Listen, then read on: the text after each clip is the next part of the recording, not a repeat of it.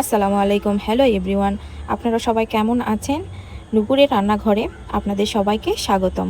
আপনাদের সাথে হোটেল স্টাইলে মোগলাই পরাটা রেসিপি শেয়ার করব।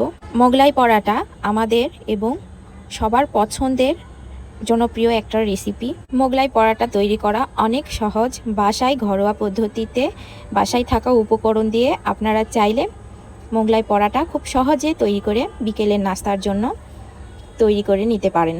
প্রথমে একটা বাটিতে ময়দা, লবণ, তেল দিয়ে খুব সুন্দর করে মেখে নেব। এবার আমি নর্মাল টেম্পারেচারের পানি দিয়ে ময়দাটা খুব সুন্দর করে মেখে কিছুক্ষণের জন্য রেস্টে রেখে দেব। পানির পরিমাণটা আমি বলছি না, কারণ পানি কম বেশি সেভাবে লাগতে পারে।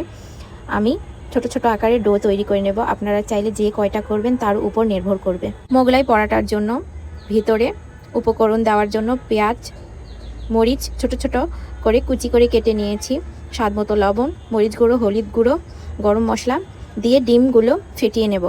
রুটিটা বেলে নেওয়ার সময় বড় সাইজে বেলে নিতে হবে এবং খুব বেশি মোটাও করা চলবে না, পাতলা করা চলবে না, মিডিয়াম সাইজে করতে হবে।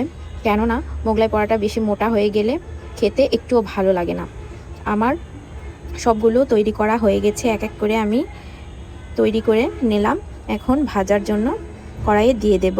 ভাজার সময় আপনাদের খেয়াল রাখতে হবে মিডিয়াম আঁচে ভাজতে হবে, কেননা ভেতর থেকে পরোটাটা সেদ্ধ হতে হবে।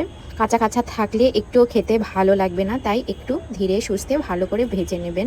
আর ইউটিউব চ্যানেলে নুপুরের রান্নাঘর, আশা করছি আজকের এই রেসিপিটা আপনাদের অনেক ভালো লাগবে।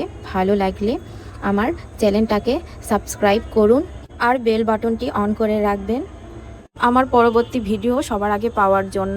এখন মোগলাই পরাটাগুলো ছোট ছোট আকারে কেটে নেব। আপনারা চাইলে আপনাদের মন মতো করে কেটে নিতে পারেন। ভাবে বাসায় তৈরি করে খেয়ে দেখবেন, খেতে কিন্তু অনেক মজা হয়। Thank you so much for watching my video.